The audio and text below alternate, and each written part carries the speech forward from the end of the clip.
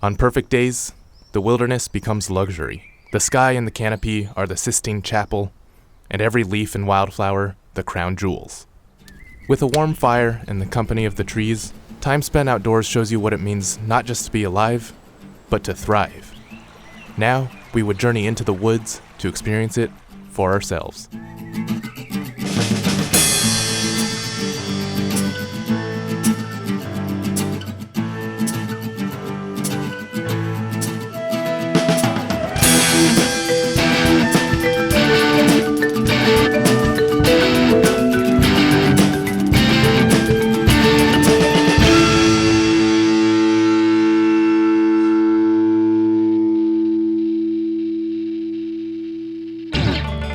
On an early summer day, we made our way out of the city for another outdoors adventure.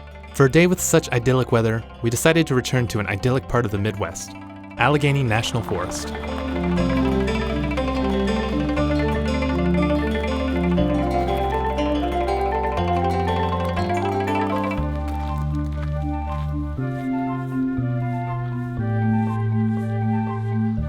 Today we were hiking on the Minister Creek Trail. We would be hiking on the north loop of the trail, camping early on before continuing. We would camp again along the way before making our way back south through the trail's interesting geology.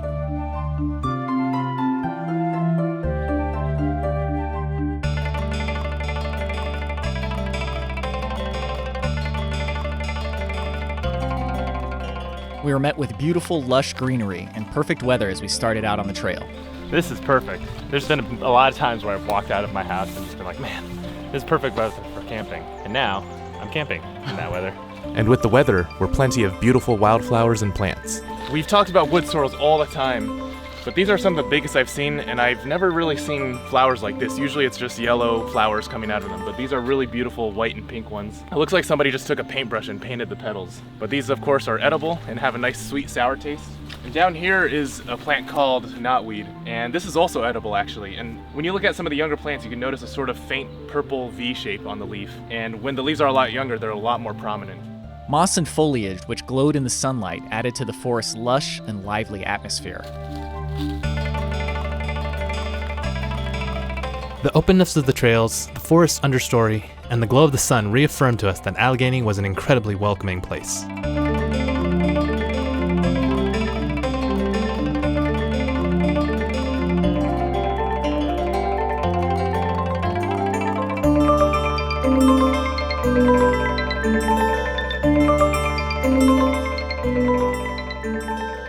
Soon, we came to an intersection on the trail. We got a sign already. Looks like somebody's missing a hat too. So we've got the middle loop to the left. Oh, Yeah, we went the north loop, right? right. Yeah. All right, let's go. Okay. We continued on. All around us were a whole host of plants, ranging from edible to medicinal to utilitarian. So this is something you don't often see in the forest, but it's called dogbane. It looks really similar to milkweed, which is an edible plant, but this one is actually toxic. The stem has these nice, flexible, strong fibers. So right now you could take some of the green fibers off and make a temporary cord or rope out of them. But in the wintertime, you can also kind of scrape all the brown fibers and spin those into longer lasting rope as well. It's got this white milky sap on the inside of it that's kind of bitter tasting, which kind of lets you know not to eat it. But Only minutes into our hike, we were already overtaken by the beauty of our surroundings. Sometimes a trickling stream and a cool breeze is all you need to be happy in the wild. Sometimes, like nature, you have to kind of dig a little bit to get to the good parts. And then there's other times like today where you don't need to do anything and you're just immediately like, oh, perfect weather, perfect scenery, not too many bugs. And it reminds you of why you go out in the first place.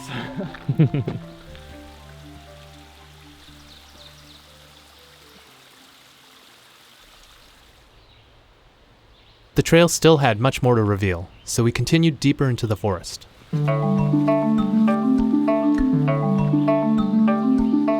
The forest floor changed as we transitioned into a denser, shadier section of the woods.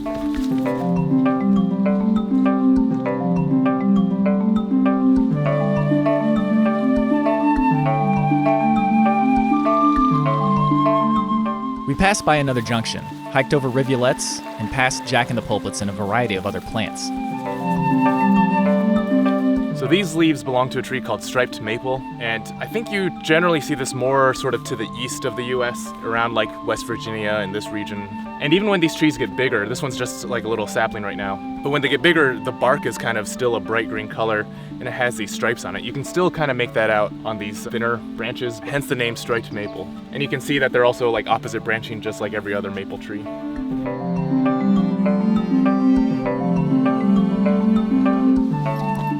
Along and across the trail were fallen trees. But where there was decay, there was also new life springing forth.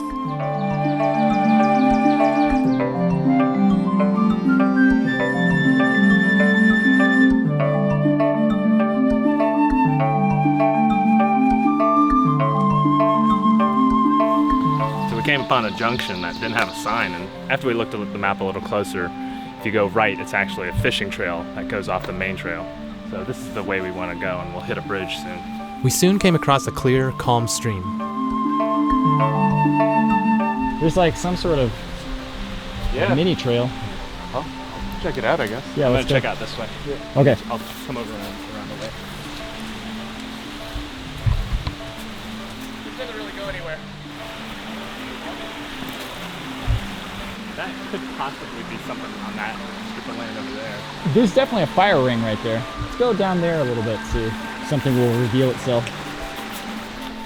So here's the bridge that that lady was talking about. I was actually expecting something a little bigger. Oh, there's a campsite over there. Oh yeah. Oh, there's people set up over there. We'll probably start seeing more and more campsites soon then. I'm not really seeing a great way to actually get to that piece of land there. Unless we run across the river, which I don't think we do. And I'm sure there's plenty of other good campsites, so there's really no reason to be surrounded over there by the water.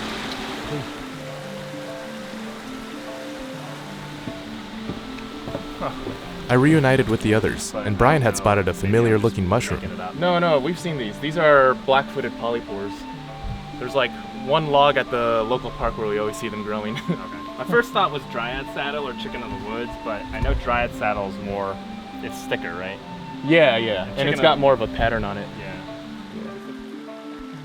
As we gathered some tinder, we bumped into some hikers going the opposite direction.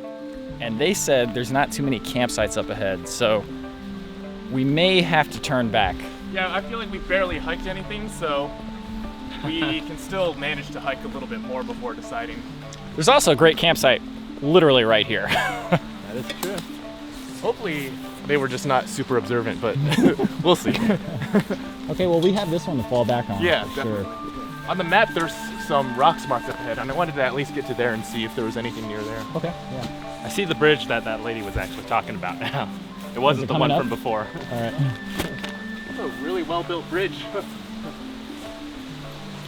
Yeah, wow. It's like shot class or something.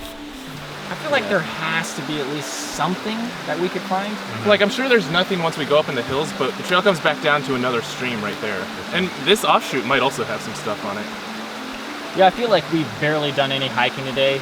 We've been in the car for so long, I'd rather do just extra hiking. Yeah, we'll be fine. Okay. Let's go. We passed the nice campsite and hiked across the bridge. Beneath us, the water swirled around coarse boulders.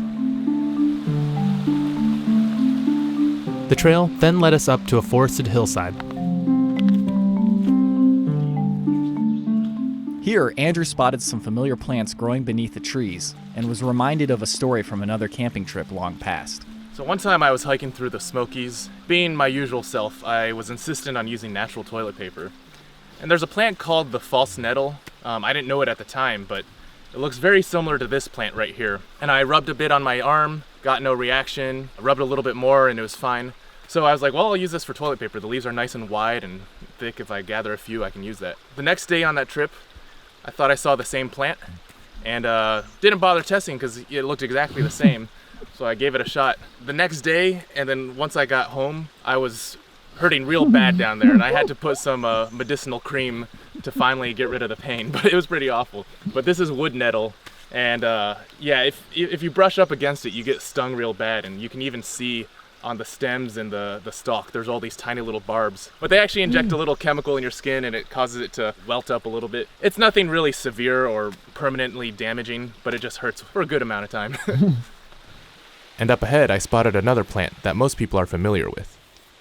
So this is a very familiar plant to most people. Usually don't see it in the woods. A lot of times you'll see it in your own lawn. It's dandelion. Sometimes the leaves have bigger serrations than others, but the name dandelion actually comes from Dante de Leon or whatever, which means the teeth of a lion, because the leaves have such deep serrations and they kind of look like the teeth of a lion. But the whole plant is edible, the flower, the leaves, the stem, and also the root can be processed into a coffee-like drink. It's pretty good. We hiked on, but the trail was still surrounded by a hillside with no campsites. Okay, so looking at this map, I think the next campsite, based on the topographical look of it, would probably be the second stream up top. And then it's 7:30 right now. Sunset is at 8:50. That gives us an hour and 20 minutes to get all the way there. I mean, we could go up to the next rocks just to go see them and then come back to the campsite. Or we could just go back to the campsite, get set up. I mean, we'll see the rocks either way. We've got all day tomorrow, so yeah. Okay, let's go back. I think that's good. Okay. Plus, we'll just have a water source right there ready to go. Yeah.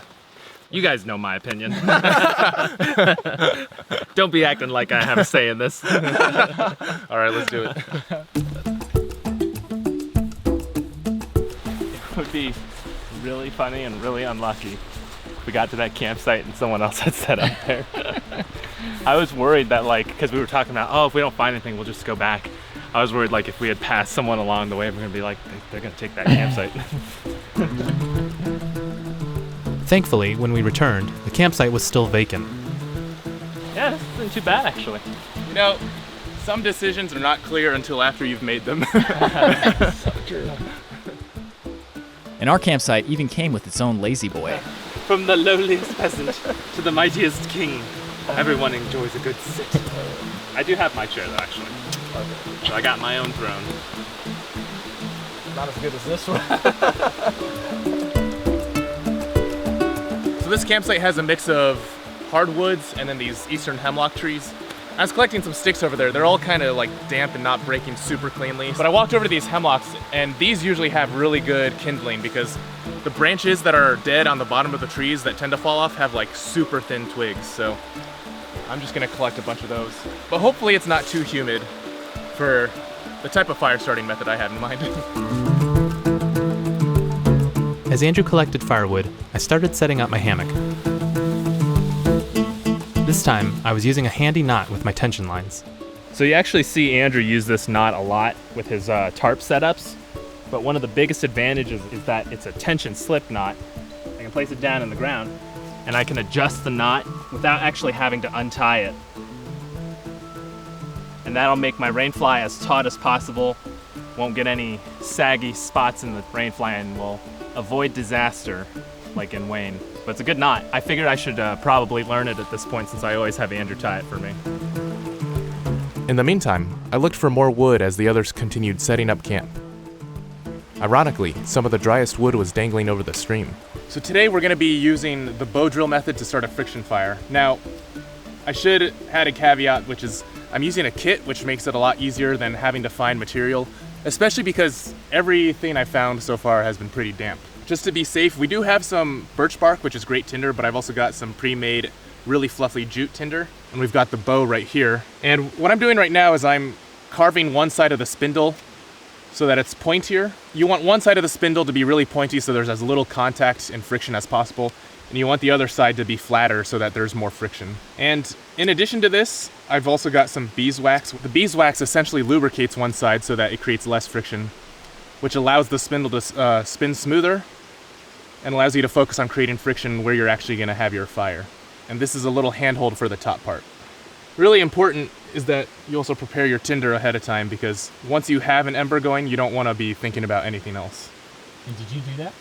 No, this was actually pre-made by somebody else, but it's basically just jute and you just spread it apart. And so you want the string on your bow to be tight enough that when you wrap this spindle into it, it kind of clicks. And then you kind of want your line from your foot to your wrist, and have your wrist securing your knee, and have the line go to your shoulder. And you want to make sure your wrist is pretty still while you're doing this. So, all right, here we go.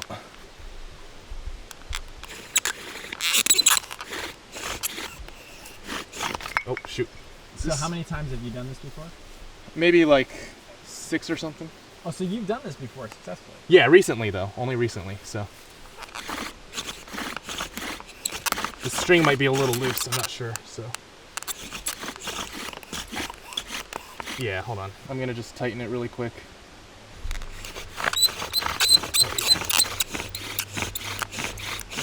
As you're working the Bowdrill, you want a nice grinding noise. That grating, squeaking sound means that the wood is polishing rather than grinding, and this usually means you need to apply more downward pressure. When there's smoke, you usually want to keep drilling as much as you can before your arms give out. You also want to gingerly lift the board so you don't disturb any ember you create. All right, so it was smoking, but that's not quite enough. But the good news is that dust that I just created from grinding the spindle into the board can still be used. Humidity does play a part into this, but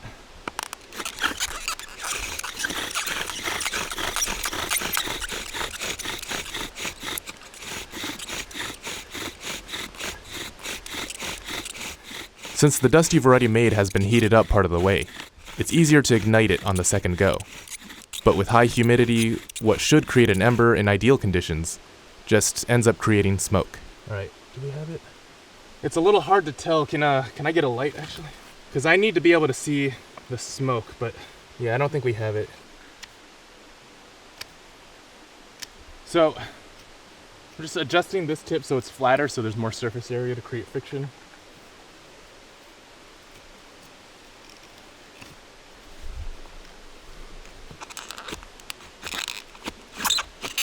But now that I've cut into it, it's really rough. Oh, dang. So the bad news is I'm gonna have to start with a completely new hole. I had started this one before, but I'm gonna have to grind into it some more.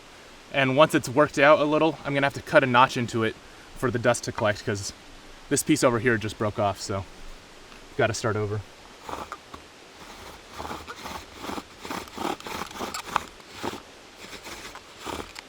With the new divot, you use the same process to work it out just a little bit, but you don't want to overdo it. Once it's grinding smoothly enough, you can use a knife to cut a new triangular notch into the divot.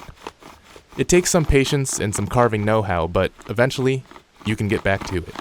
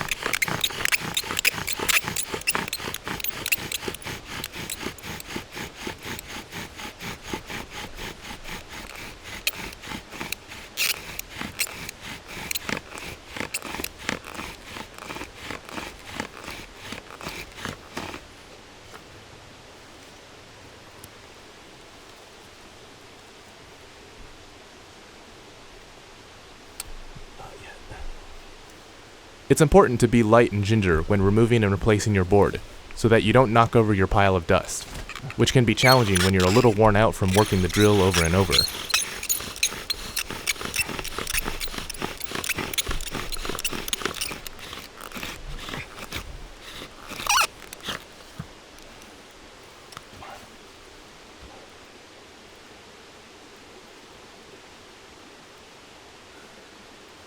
Now, can you tell what the difficulty is right now?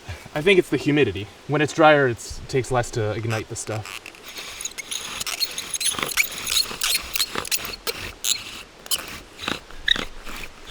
Shoot. Hopefully the spindle won't grind into dust before we get this going.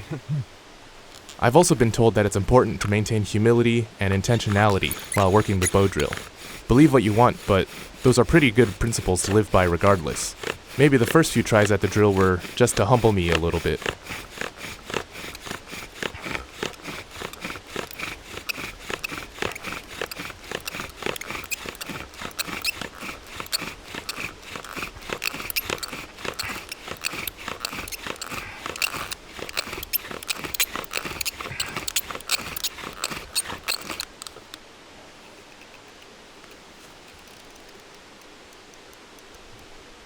Finally, I got it.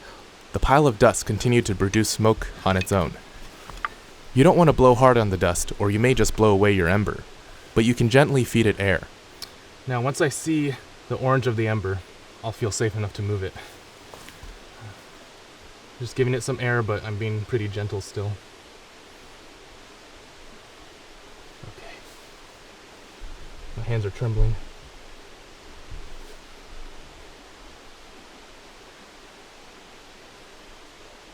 Transferring it to the bundle is a process that requires gentleness as well, but one that still commands confidence in your abilities. I see orange now. Once the ember is inside of your tinder, you can wrap it up fairly snugly as you feed it oxygen.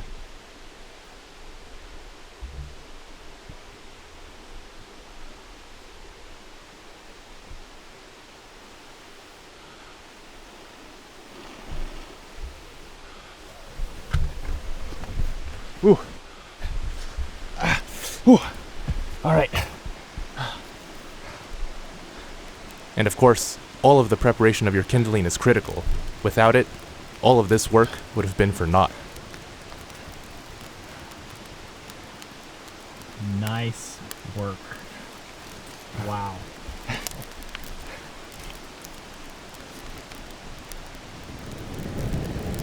That was ballin', dude. And we have fire.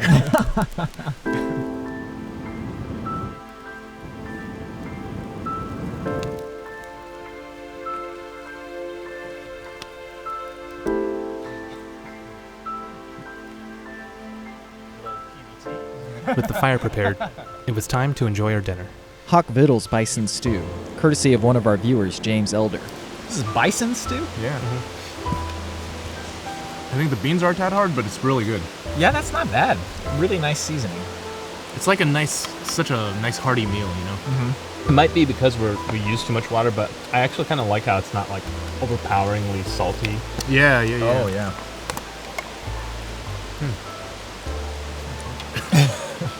Yeah, it's like the ground bison chunks are really good. Oh! You can tell there's like real tomato in this soup too. Nothing like a hearty piece of bread Oh yeah. to dip in some sort of stew. Did you want some on your bread too? Oh yeah, that's like a little peanut butter pocket. People always ask us, how do you guys share food? Do you never have enough food?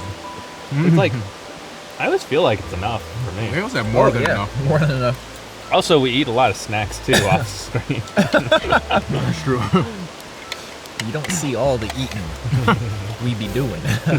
Except for Robbie. You always see Robbie eating. Thank you, James. Yeah, thank you. That's delicious.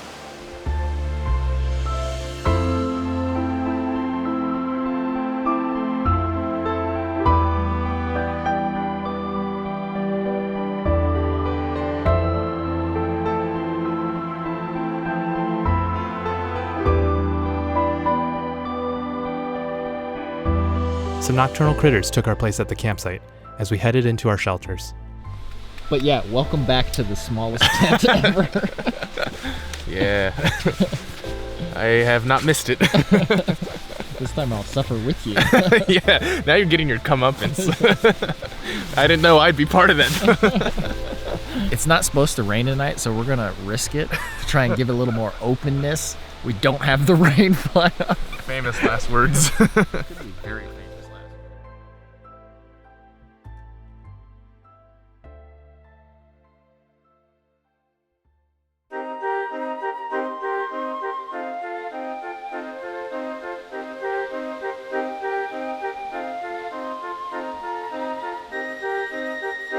The next day was just as bright, peaceful, and cheerful as we'd come to expect from Allegheny.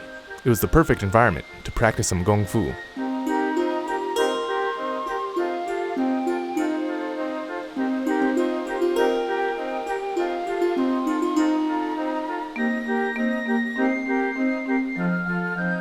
Nature sprung alive all around the campsite, displaying a beauty that brought forth nostalgic memories of childhood.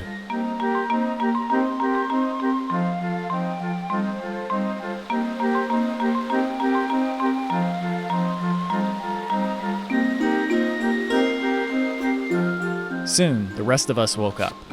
I tossed Andrew some drinks to chill in the river. Then, it was time for breakfast. This Vietnamese coffee was sent to us by Rich and Yan. It's got a special message on the back.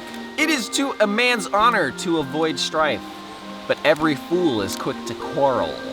So have you had Vietnamese coffee before? I don't think I have, actually. Is it good? I've had it once, and it's like really strong and sweet from what I remember. It's kind of like Cuban coffee, I've heard. I don't know. Along with that, we had some freeze-dried cheese and birthday cake from one of our viewers, Pamela Footman. It definitely tastes like cheese, but it has a texture. Oh, whoa. Not unlike chalk. No, to me it's like a nut that tastes like cheese or something. Okay.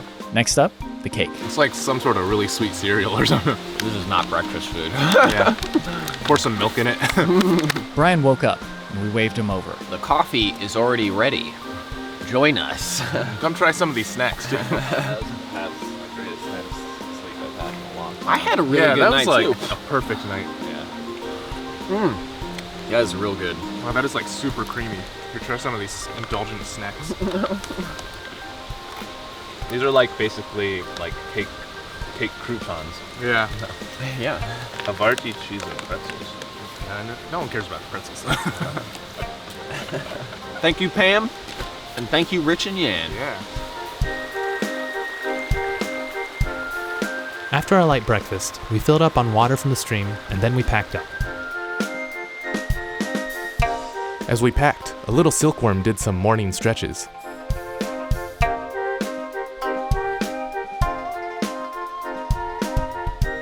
There was also an American toad resting on this tree. We grabbed our chilled drinks, then headed out of camp.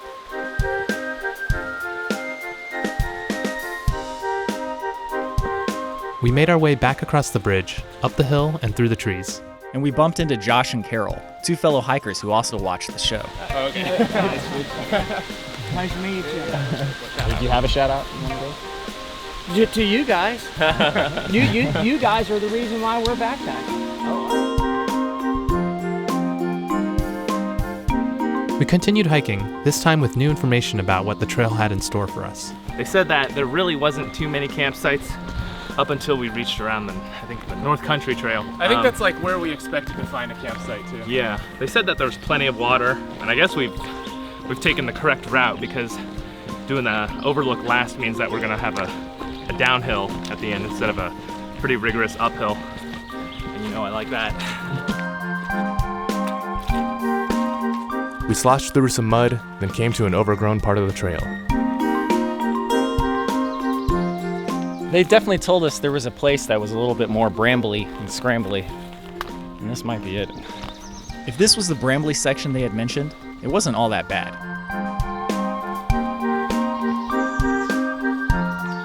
Soon, we were back in the woods.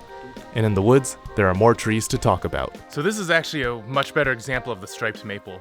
It's about like wrist thick already, but still the trunk looks kind of green and fresh, and it has these dark striations running all the way up and down the bark.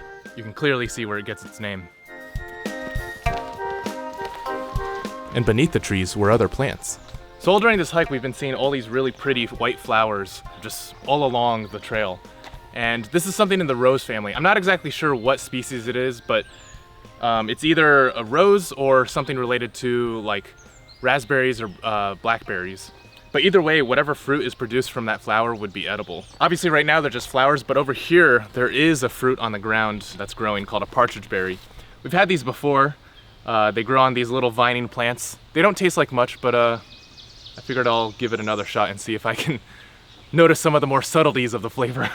Like, so I'm assuming you guys don't want the berry that tastes like dust. You've had it before anyway, right? Yeah, you can have it. Kind of tastes like a mushy apple or something. These are the sorrels? Mm-hmm. Look how pretty that flower is too. Oh, wow. And these are ones that taste like green apples? Mm-hmm. Mm-hmm. Oh, man, that's so good. Yeah. This is an edible and medicinal plant called plantain. Like the dandelion, it grows in lawns and everything. It is edible, but it's mostly a medicinal plant where you chew it up and you spit it back out onto like mosquito bites or rashes, and that'll help the pain or the itching. But these ones are pretty mild. There's another species of plantain that's a lot more bitter, but That's pretty bitter, though. I've got a mosquito bar right here, actually. You just leave it on there for like 30 seconds and Man, those mosquitoes have been going to town on you, Robbie. Looks like the swamp man got me. All right, there's another flower belonging to a dust-flavored berry. This yellow flower is in the genus Potentia, I believe, and it's basically the flower of a false strawberry. A little later in the season, you'll see a red plump fruit that looks just like a strawberry. Typically, you want to look for plants that have 3 leaves and white flowers for strawberries that actually taste really good and sweet. Give the spark a little scratch and then sniff it. Yeah. Oh, it smells like, what's that? Like root beerish. Yeah, like root beer. Oh, yep. Yeah, so this is a cherry birch tree, if I am correct. And this tree was actually one of the first plants that I had identified for me. I was doing like a day hike through Hocking Hills and we had a guide and he pointed this out. But yeah, it smells so good. Yeah. Can you put this in a tea or anything? I think you could, yeah. I've never done it myself, but I don't see why not. And it smells really good. It does. Smells really good. Definitive proof. After that smorgasbord of edible plants, we kept hiking along the trail. Scattered through the forest were large boulders with trees and roots tangled around them. Before long, we came to the junction leading to the small offshoot trail along the loop. So I'm pretty sure there is a creek that goes down here. Yeah, parallel to this. This goes all the way down to Minister Creek. And I say we go check it out. Okay. Where's the pile of rocks? Yeah, there's supposed to be a pile of rocks on the right somewhere there. Well, I feel like those big rocks we passed were one of them, right? Maybe. These ferns are beautiful though. Yeah, this is like Manitou Island. Sunlight scattered across the waving ferns, making our surroundings feel almost more like the ocean floor rather than the forest floor.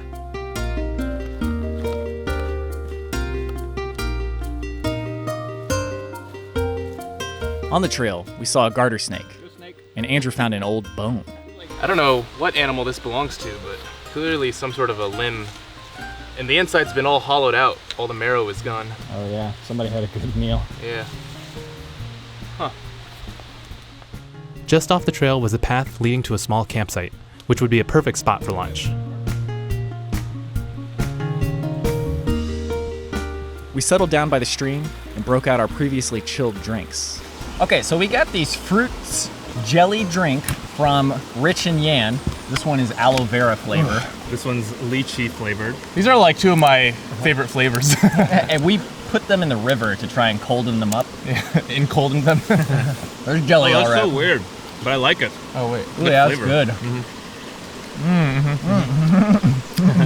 Yeah, that's really good. Oh man, it's like the texture is kind of like appealing but gross at the same time. Oh, I can't get my jellies to come out. I like the texture. Is this one different? No, it shot out, and it tastes a little bit like suntan lotion I don't. smells. So when they say aloe I see vera what you flavored, it tastes like pear to me or something. Oh yeah. Beef jerky and cheese. Pink. Here I have something they're fruit yo-yos, but I guess the brand is bear, and for some reason the bear has a leaf covering his junk. It's got a fig leaf on it. You may or may not know that we say yo bear a lot, and that stems from an episode of Man vs. Wild when he was talking about making your presence aware of bears, and just goes around going yo bear, yo bear. So now we just say yo bear and yo snake. Apparently there's a free card inside, and I have no idea what that card is supposed to be. I got Kenya. That's kind of cool. Looks like a little postcard. I got Ethiopia. This is a straight fruit by the foot. It's a fruit whip. It's actually not bad. It's like a tongue. Here we go. It didn't work. Yo bear.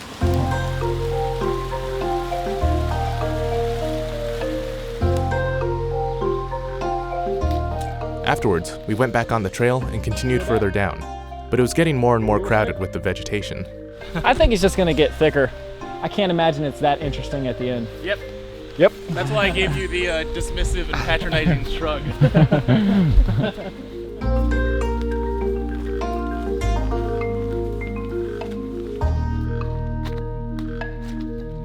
Now we were back on the main trail. It briefly forked into 3 paths before continuing past ferns and across streams.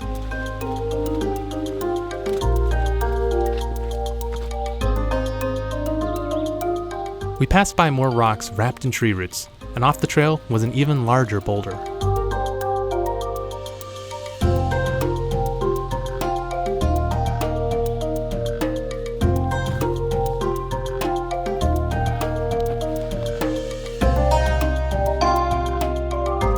Soon, several moss and fern-covered boulders surrounded us, giving us a glimpse of things to come.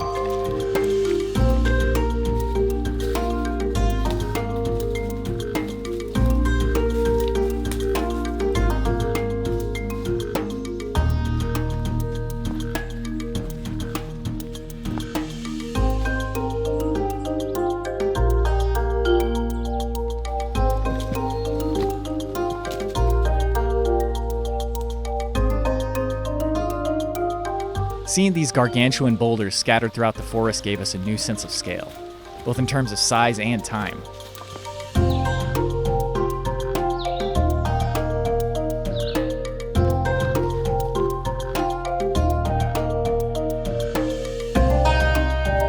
The rocks also provided a nice place to sit and rest once in a while.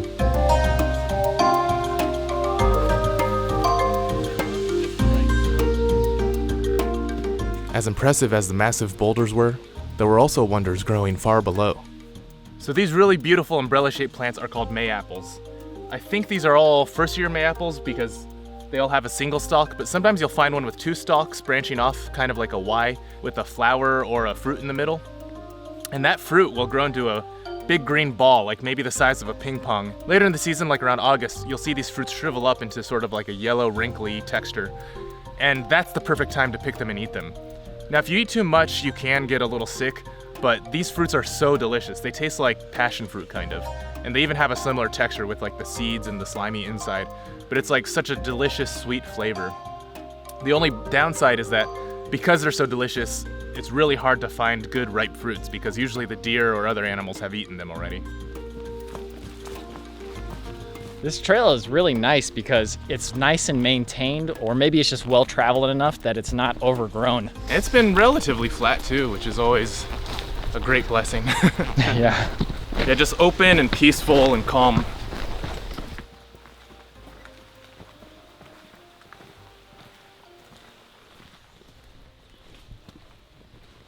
We eventually came to a junction. We remembered being told that the trail leading off of the loop would have some campsites. So now the question is, do we want to keep going or go up this trail and camp? Well, why do we need to go up the trail to camp? I just remember them saying there were campsites up there, but we probably don't. If we have lots of time and we want to explore, we can go check out the North Country Scenic Trail, but I imagine it's pretty similar to everything else we've done. So. Yeah, Let's I don't keep think going finding then. a campsite will be an issue, honestly. All right, let's keep going then. I mean, this is certainly not bad. You could do way worse. It's true. I guess the question is just, do we want to keep going? I say keep going. Yeah, I think we can keep going. All right. The rain's not supposed to hit till tonight anyway, right? Yeah, it's supposed to hit like at 2 a.m. or something. Oh, really? On the trail, we saw large trees with long, vertical scarring, possibly caused by unusual thawing and freezing patterns of ice.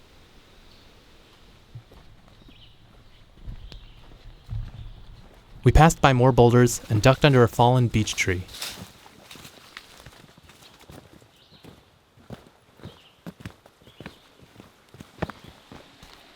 And up ahead was a witch hazel tree, which has medicinal properties.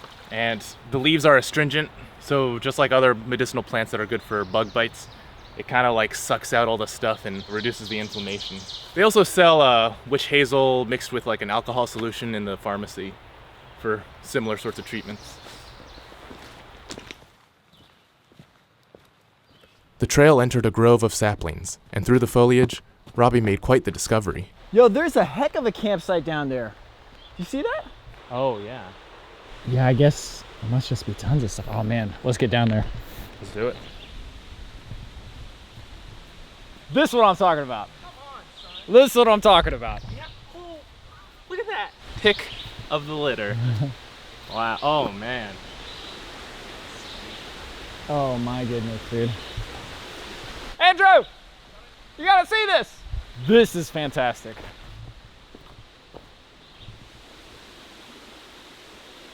What's that place that the elves live in Lord of the Rings? Like Elvendor or something? This is like Elvendor.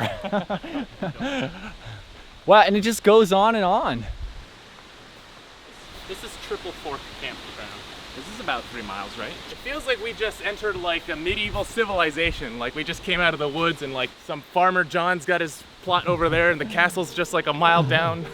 Now this place is so indescribably like paradise. Like the lush moss on every root, the running water and the open space. I cannot believe this is real. Like, yeah, this is very much feels like a paradise of Yeah. some sort. this comes straight out of a comic strip. Yeah. Stretched out before us was an endless choice of incredible campsites. Last night, we had one great throne that we all had to share, but tonight we have 3 for each of us, for each king of realms.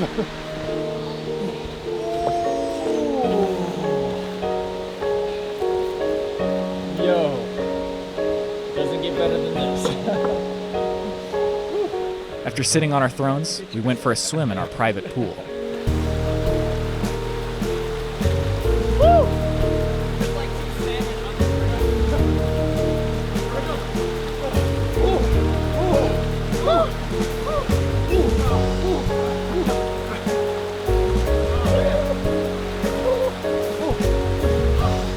After experiencing what it was like to be like water, I channeled my inner Daniel LaRusso in the stream.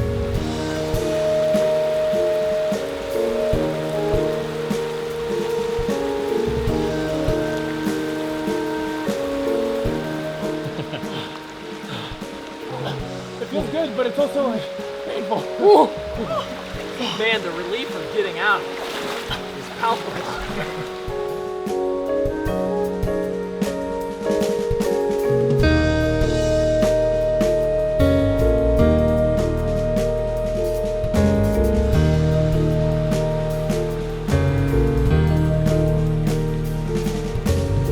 We all rested around the campsite, taking in the relaxing atmosphere. So I'm gonna see how far this goes and if there's more campsites, because it seems like it just keeps going and going. There's definitely one more campsite over there.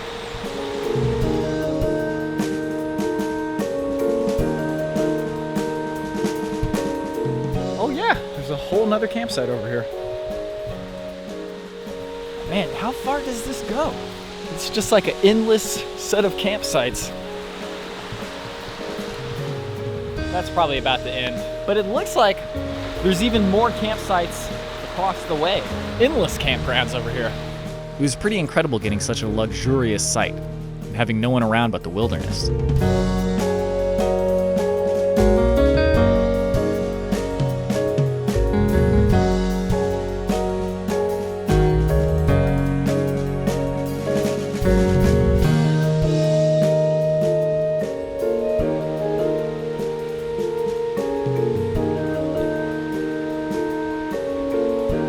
Back at camp, the serene environment inspired us to have some milky matcha green tea.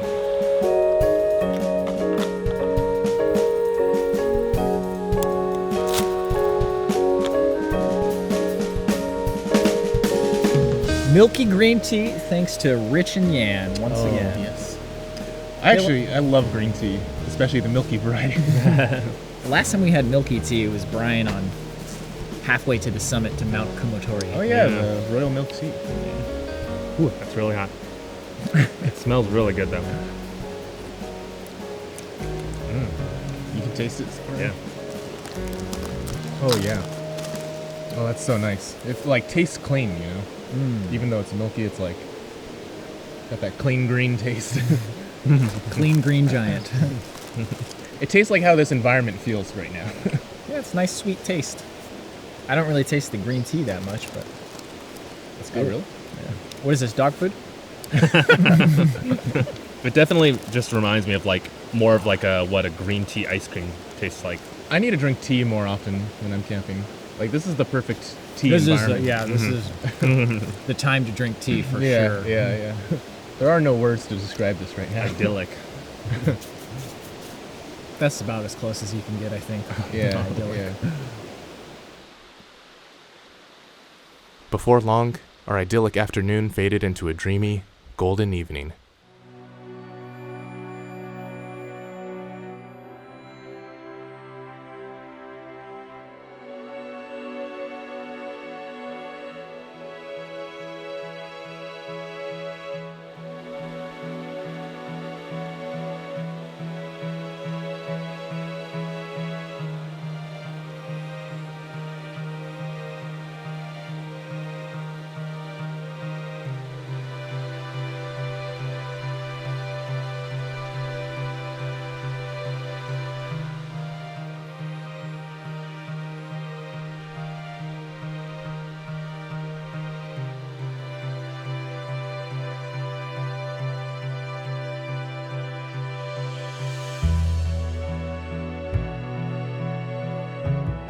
It's always so sublime to be able to enjoy the free time you have out in the wilderness, to be able to relax for hours with nothing but the present moment on your mind.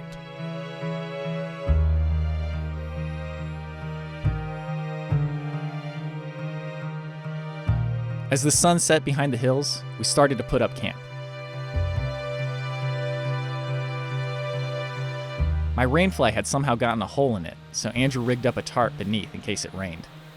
Meanwhile, Robbie gave the hammock a try. Okay, I've never actually gotten in a hammock for real without shoes and truly relaxed. Can you just stick your butt in? Yeah, just sit on, make sure you're sitting on the edge of the hammock there. So stick your head in there. Yep, and turn around. Sit your butt. Down. Yep, and then just pop your feet in.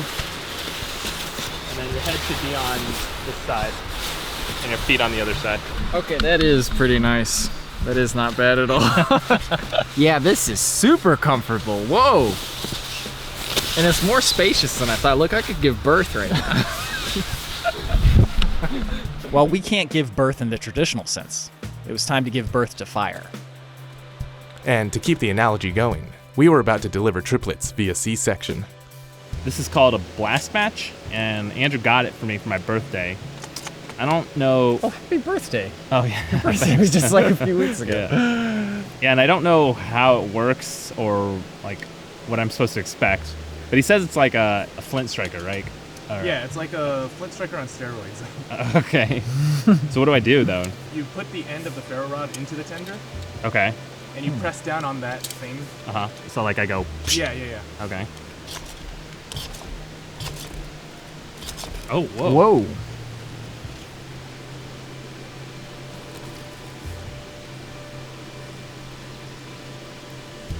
That is useful, wow. Wow, that was an easy fire. It's like a firecracker almost. And it kind of focuses the Yeah. sparks really well. Yeah, it makes the motion a lot easier, you know? Wow. Yeah, that survival class you went to was definitely worth its money. Thank you.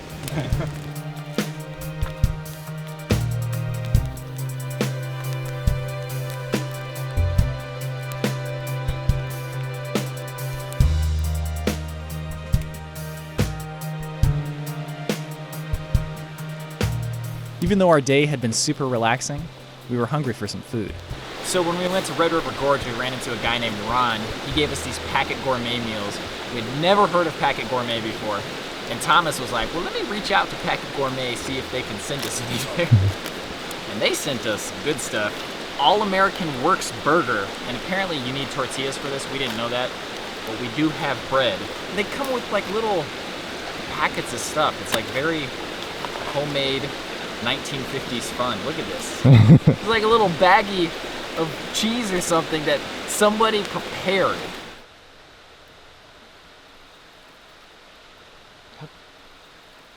As we prepared the meal, we had a peculiar appetizer to eat, pickled okra. Honestly, it's really not that weird. It's like kind of like a soft pickle. I think the pickling must get rid of some of the sliminess, but it has a similar flavor too. Of all the pickled vegetables, I feel like okra is one that makes more sense. Like it somehow seems to fit. Yeah. I really like that, actually. I saw you wince a little bit. Well, it's a pickle sour. Yeah. That sourness can catch you off guard. You can eat the stem too. This vegetable definitely fits for pickling. Yeah. It's not like a pickled hot dog. Sorry, Boo Billy. I like pickled hot dog a lot. We know, Andrew. Andrew is, I like insert food. People have commented on that. They said, is there anything Andrew doesn't like? Black licorice. Although even that, sometimes I've enjoyed some stuff flavored. Woo, that smells great. Oh, wow. It smells like taco night. Yeah, that's awesome. The instructions suggested using tortillas, but what we had on hand was some nice whole grain bread. We added the various condiments, then dug in. Let's do a dink, dink, Dink. and sink.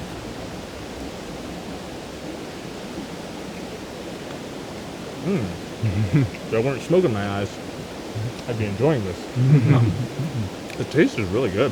Very tasty. That's the only time I've had the flavor of burger while camping. Yeah. Yeah. Well, since we're here, we've also got Mom's banana pudding. That sounds amazing. All that was needed for the pudding was to add cold water. Convenient and delicious.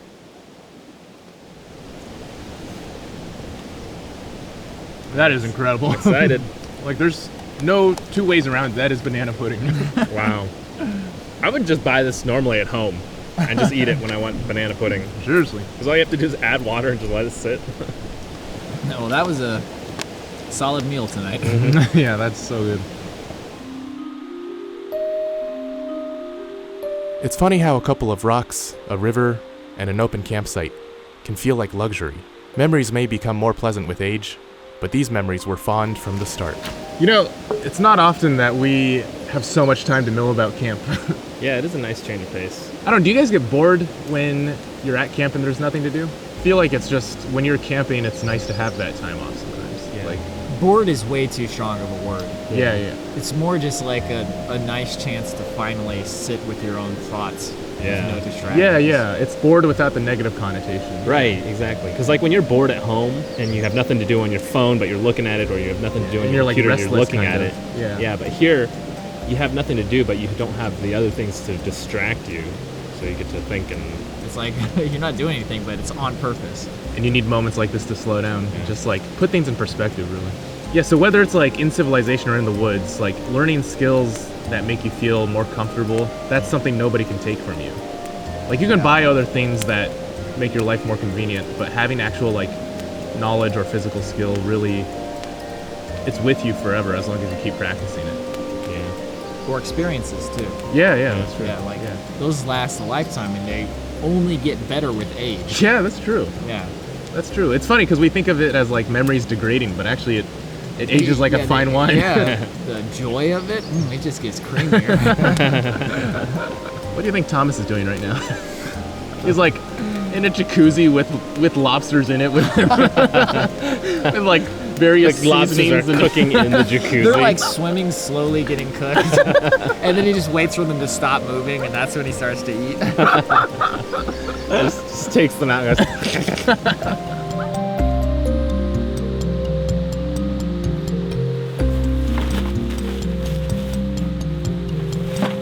Eventually, we doused the fire and readied our shelters for the night.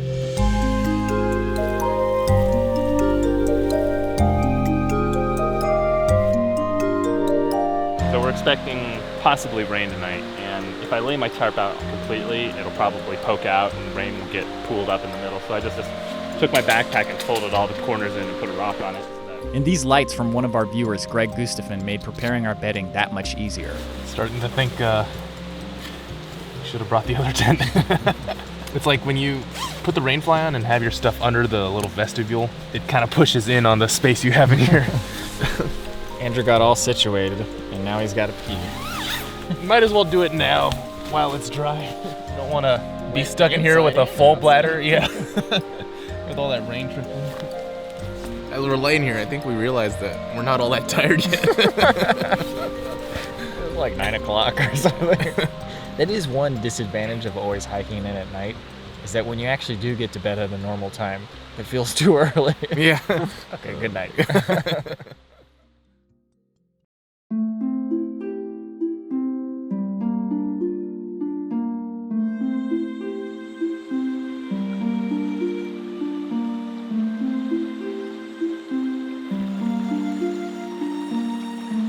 We awoke to a calm and surprisingly clear morning.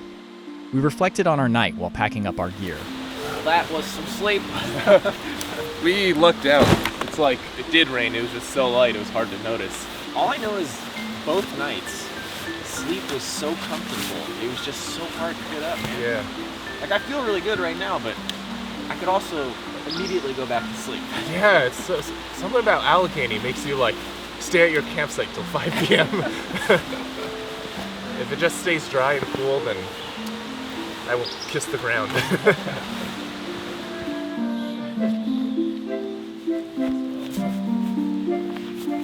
After getting most of our gear situated, we prepared a unique morning tea. Right now I'm collecting some hemlock needles for tea. What I'm doing is I'm just picking a few sprigs from each tree, so I'm not doing any major harm to any tree. Even though it's called hemlock, this is actually perfectly fine to drink tea with. It's a little misleading, but there's another plant called poison hemlock, which is not at all related to this. That is deadly poisonous. But this is just gonna taste like a kind of nice and herby and minty. I also picked several of the juicy wood sorrels, which I expected would add a tangy flavor.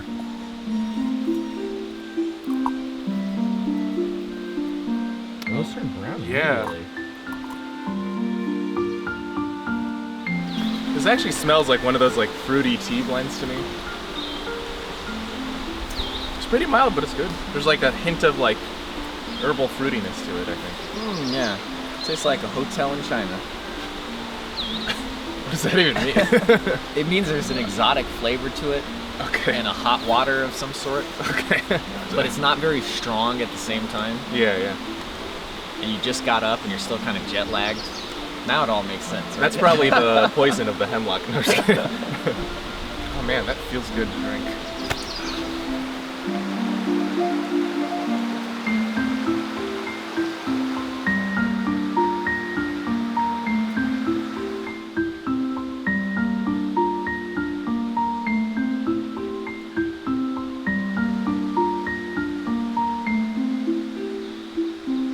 After enjoying the tea, we began taking down our campsite.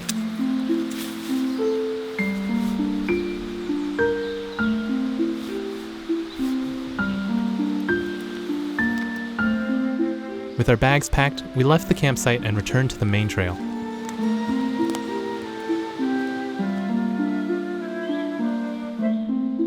Just a little bit ahead were even more campsites with more than adequate accommodations. See what we were missing? Literal lazy boys for everyone. Yeah, we were in no shortage of campsites. No. So not only did that campsite have good chairs, it also has like birch bark for great tinder. And this is actually a chaga fungus, which is also good tinder. This one looks a little more, gross than usual. For chaga, that's saying a lot because chaga usually looks gross. But this is actually, there's like a little mosquito right there too. What's he doing? I have no idea. Is he stuck on something? No, he's just being a weird mosquito. The muddy trail led us past a field of ferns, and we came to another junction.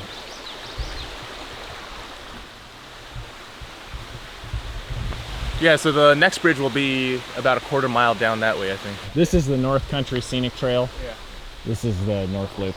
I'm glad we're not going uphill. Along this trail, we've been bombarded by quite a bit of mosquitoes. But luckily, there are some plants growing here which are great for mosquito bites. And this is called jewelweed.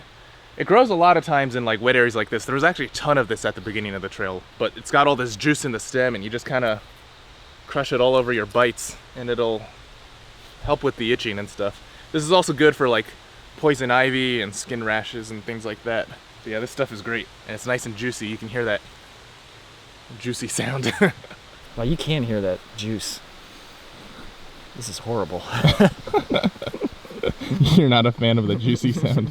Not a fan of rubbing juices all over my face. Mixed in with the jewelweed, we also saw some mangy-looking wild violets. A light drizzle began falling, but that didn't deter Andrew from checking out a couple of other interesting plants. We're a little early in the season, but if I'm not mistaken, these are wild blueberry bushes. Usually around like July or so, you'll see the actual berries start popping out. In the Smokies, you see this just growing all along the trail all the time pretty much. But obviously, no berries right now. Brian, give this a whiff. Oh, mint. Yeah. Wintergreen again? Yep. It's a nice wintergreen.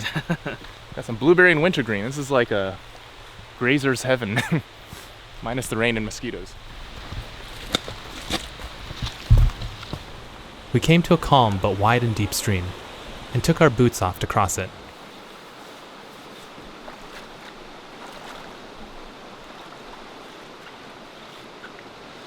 Whoa.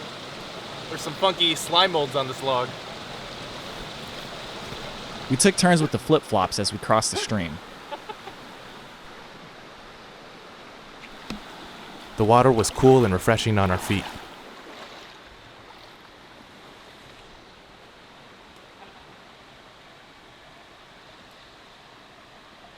After crossing, we checked the map and got our bearings. Are we here? Mm-hmm. So we want to be going south, right? I think that's south. Yeah.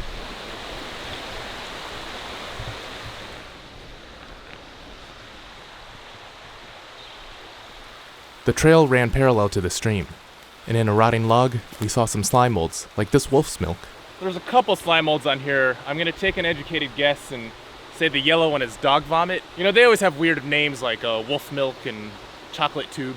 But slime molds are actually really interesting. A lot of people who study mushrooms and fungi study slime molds, but these are actually a protozoa. So this is actually a collection of single-celled organisms, but they combine and act as one collective organism, and they grow together and multiply. And you know, I'm probably butchering the science behind it, but it's basically a bunch of individuals that become one greater individual. Think of it as like if a group of humans, each human was a cell, and they just work together in a community.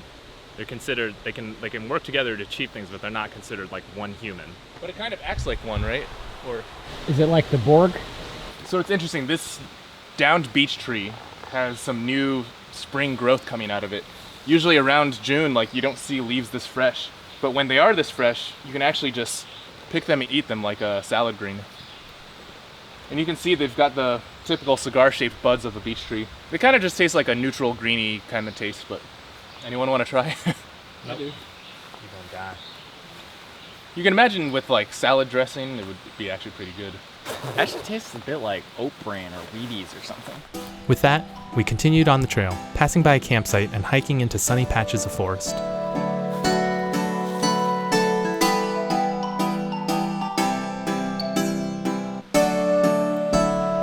The path ran along the stream and beneath trees that gave the forest an ancient, omniscient feeling.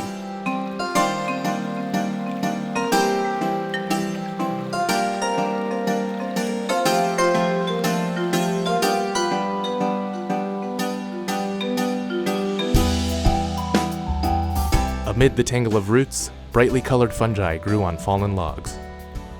So growing on that little branch there are really bright orange mushrooms called orange mycena.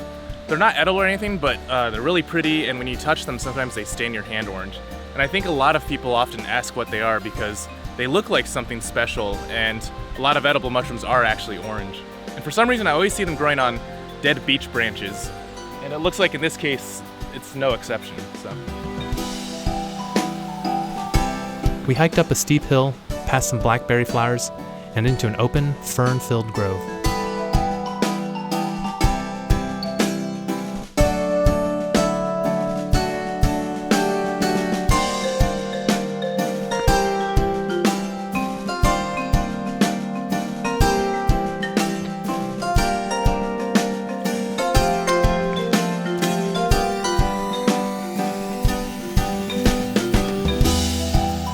Large stones and thick patches of moss made the forest truly feel like the home of gnomes and elves.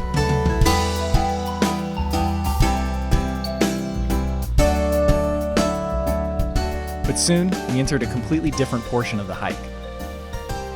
Well, this is the torn down, overgrown area that they were talking about the other day. And a lot of this is like thorny stuff. I'm imagining there's some sort of a berry that would grow, because all of these are in the sort of blackberry, raspberry family. Oh, there's some stinging nettles to the right here, so be careful. Okay. Wood nettle to be precise. All the little species of plants that you see growing here and there on the forest floor are suddenly dominant in this area because all these trees have been cut down. I wonder how long this goes for. I was just thinking to myself, I hope this doesn't go for too long. Yeah, it's pretty claustrophobic in here. It's funny how it's like more open but more claustrophobic at the same time. Ooh, you can see the hills in the distance. It's definitely the first time we've seen a view like this.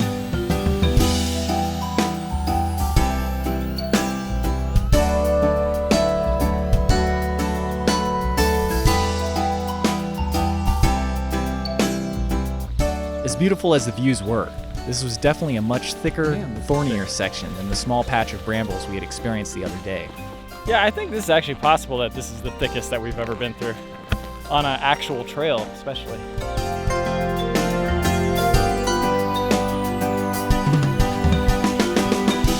Looks like we're about to get back into the woods, thankfully. Got that, yeah, there's that nice cool breeze. Man, that was intense. It's like walking into an air-conditioned building or something. Oh, this feels so good. This is great. Nothing like a little bit of contrast to really make you appreciate what we're taking for granted.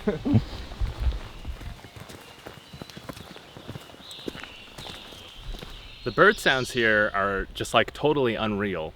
I think it partially has to do with the fact that there's just a lot of bird calls that I don't hear normally. but it almost feels like you're walking through like a pre-made forest, and they've got like speakers with bird sounds just playing on repeat. I don't know a lot of the bird calls, but there's one bird call I keep hearing in particular. That one, and that's the wood thrush. And for some reason, it always has like an exceptionally echoey sound whenever I hear it. But we actually heard it and filmed it the first time we tried filming Adventure Archives at Hocking Hills, and that's why I know that bird. Oh. It's such a pretty fluty sound. Growing nearby were intricate flowers to match the beauty of the bird calls. So along with rhododendrons, there's another plant with really waxy, shiny leaves, and this is called the mountain laurel. You see both of those a lot in Appalachian landscapes. And the main thing that stands out about these for me is just the flowers, because they have this incredibly intricate kind of look and this really beautiful pink and white color. It's just like such a weird, otherworldly looking flower.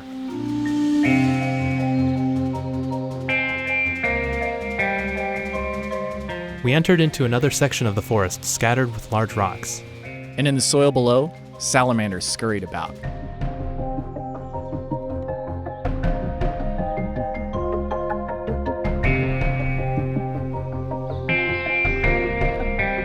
The boulders towered above us, but on the ground were signs of trees that towered even higher. So I found this on the floor, and this is actually the tulip of a tulip poplar. That's where it gets its name, is this beautiful, beautiful flower. And what I like about it is that the petal has these bright orange striations on it that actually look like flame. And it's funny because tulip poplar, the bark and both the wood are great for fire, but it's cool that it looks like a little flame on the petal there. It's really pretty.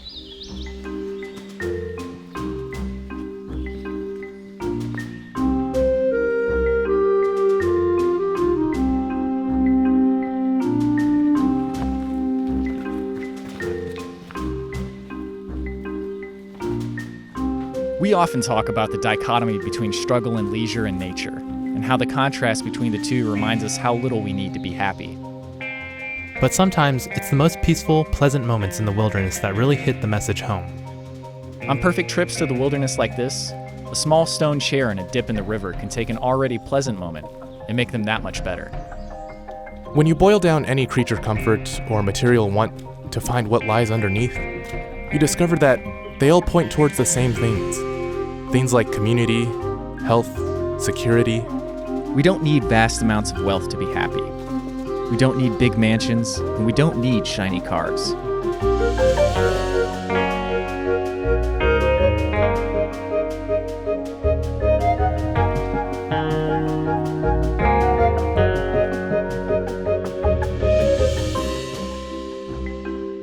What use are all the world's riches if they're hoarded by one person?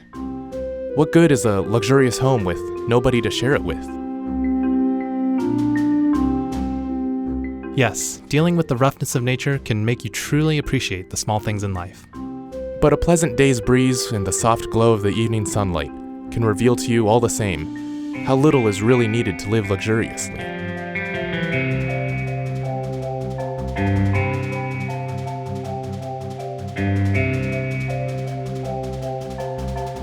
Paradise isn't the Palace of Versailles, it's the Garden of Eden, a wild and modest forest whose glowing green canopy shines more beautiful than all the gold leaf in the world.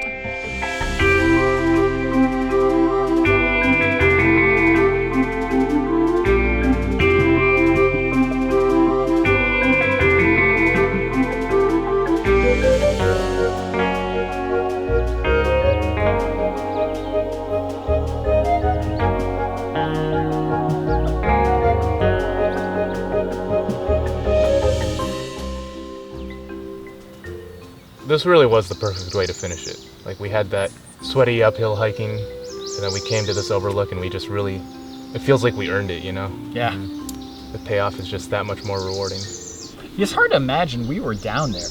Yeah.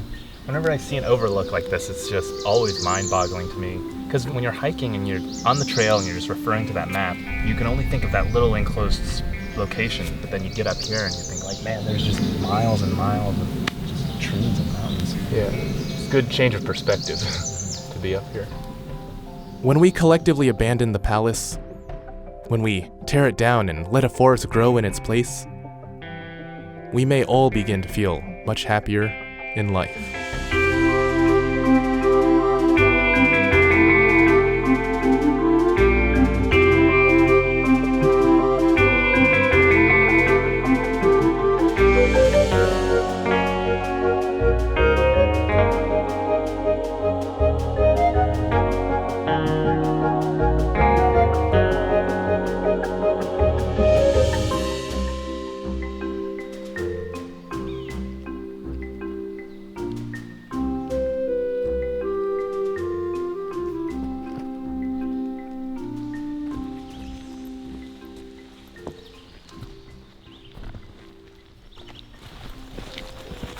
we went middle.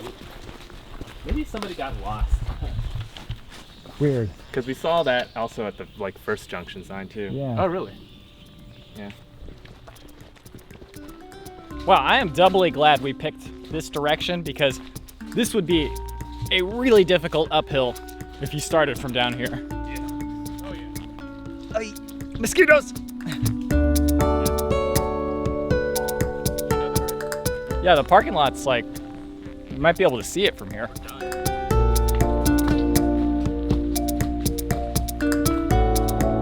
Drastically more empty than it was the other day, though. Man, I love all parts of a hike. Start, middle, end. Creamy highs, the creamy middles, creamy lows.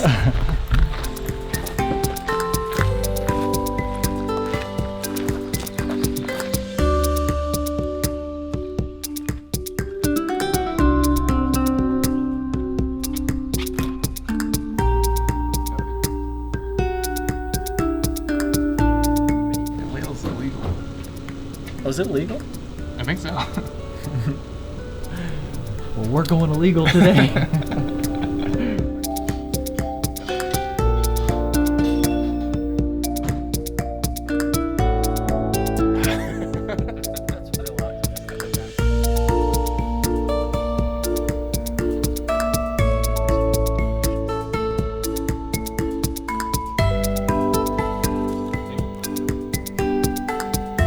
I can't really taste the mushroom, but the fried, crunchy bits are good. The reason it does not taste like mushrooms is because it's actually cauliflower.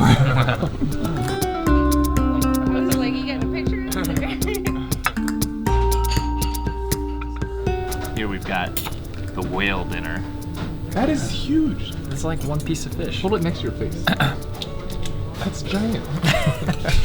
So me and Andrew are going to share this one, and we'll share the meatloaf. And mine's gonna be 2 meals. I don't think this is the proper way to eat it, but... Oh, good, man. Look at that meat right there.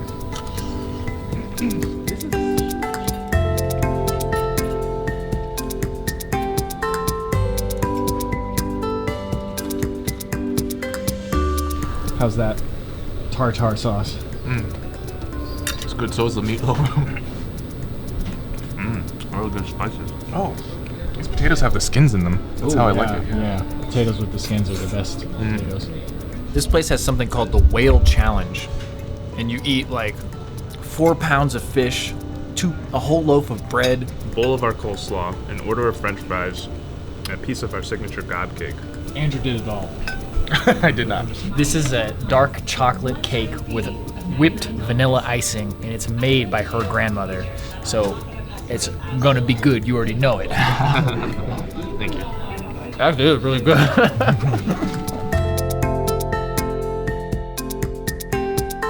She was warning us it was gonna still be frozen, but that's like, It's perfect. Yeah. ooh, that's good. Yeah, it's like eating an ice cream cake. Whale dinner and the gob cake. That's what you gotta get if you come here. It's enough food for 5 men.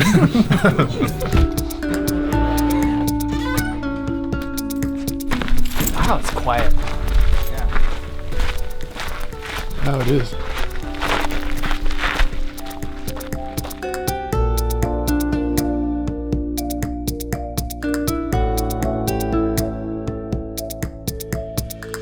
Thank you very much for watching. Quick side note, you asked for it and we finally have them. T-shirts are available by clicking the link in the description or using the tray below the video. Feel free to check those out and we will have more designs in the future. Thank you very much. Hope you enjoyed the video.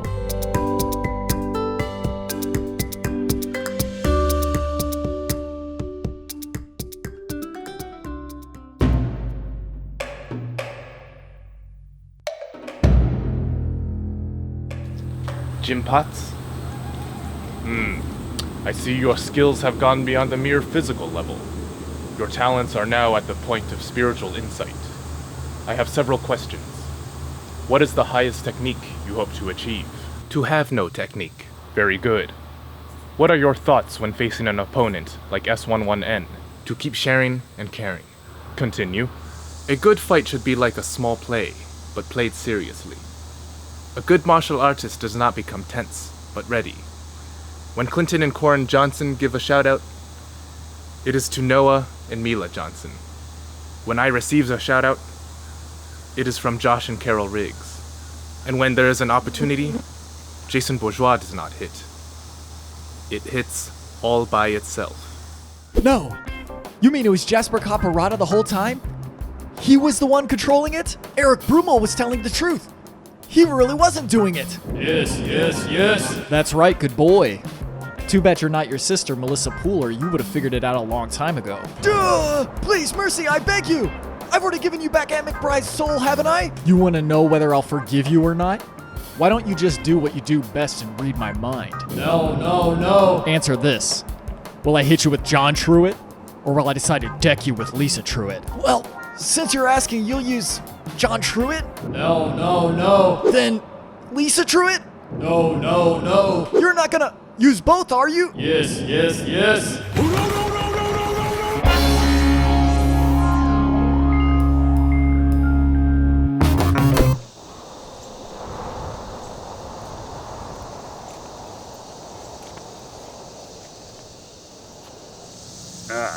Charlie Joe, Aaron Jones. How fortunate of me to meet the JoJo brothers. I'm with the organization Expedition Research LLC. We run this town, and they want me to bring you in. I have to fight for my partner Cynthia, because we're having a kid. So I'm afraid we're gonna have to take you down instead. Summon my stand. Team Anderson. Sarah Churchwell.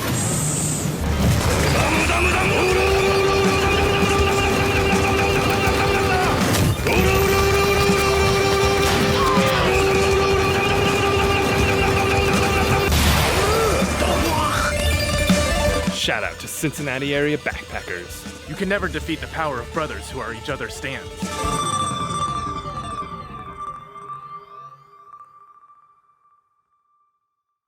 That beetle's by her foot again. Whose foot? Look at it. It's like its eyes are like glowing. Whoa. Nothing to do with that beetle. I'll snatch him out of the air with chopsticks.